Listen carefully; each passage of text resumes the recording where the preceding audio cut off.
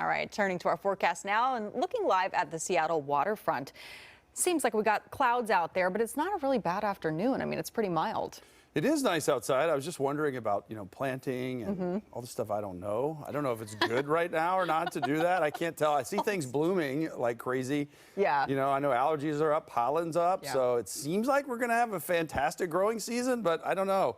Spring's just holding me back a little bit, Lisa. It's just been below average here, David. So temperatures have been in the 50s. Typically, we should be in the lower 60s. There have only been about 4 days where we've hit that average temperature, if not above that, for the month of April. Rain chances continuing, but I'll tell you what, we do need more of the rain. And this trend, unfortunately, continues at least for the week. 60s don't return until next week. And your best bet to get outdoors and do some gardening, that's going to be Wednesday for a little more sunshine, which we're seeing right now for a lot of us, especially across parts of the South Sound, along parts of the coast. We are getting those sun breaks, cloud cover in place, along with some isolated showers. Most of those showers, by the way, are hugging parts of the Cascades over in the foothills, and we are getting some of those brighter colors indicating some of those heavier downpours that are picking up. This is very spotty all across parts of King and Snohomish County, across parts of Kitsap County, up across the North Sound as well. Bellingham getting some of that moderate rain impacting us, especially along I-5. So just use some caution if you're commuting later on this evening.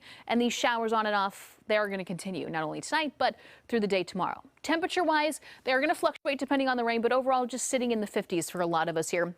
All across western Washington, we're looking at the lower 50s along the coast. By tomorrow morning when we're waking up, lower 40s to get us going. Mainly cloudy skies, but we will see a little bit of those breaks taking place here this evening, and wind speeds sustain around 5 to 10 miles per hour before they start to increase tomorrow afternoon. Tomorrow afternoon, we can expect those wind speeds to pick up to around 20 to 25 miles per hour. Highs peaking the lower 50s. Mainly cloudy skies, wind speeds like we talked about, they kick up depending on where we also see an isolated thunderstorm, which pops up into our forecast. So Storm Prediction Center indicating that all across western Washington down towards areas like Portland along the coast. So not ruling out that isolated storm to produce some heavier rain, maybe a lightning strike or two and some small hail. So as we fast forward by 7 o'clock tomorrow morning, you can start to see some scattered showers, mainly along the coast. That line kind of initiating and tracking out towards the east will impact us throughout the morning, afternoon. But as you take a look, very spotty, right? So it's not necessarily going to be a washout,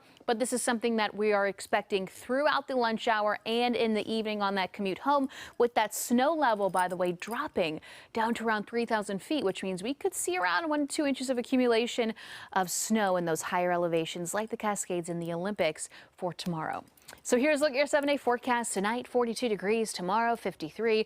56 on Wednesday as we dry out a little more with a little more sunshine. So that's my favorite day this week. Even as we roll over into Friday, mainly cloudy and dry.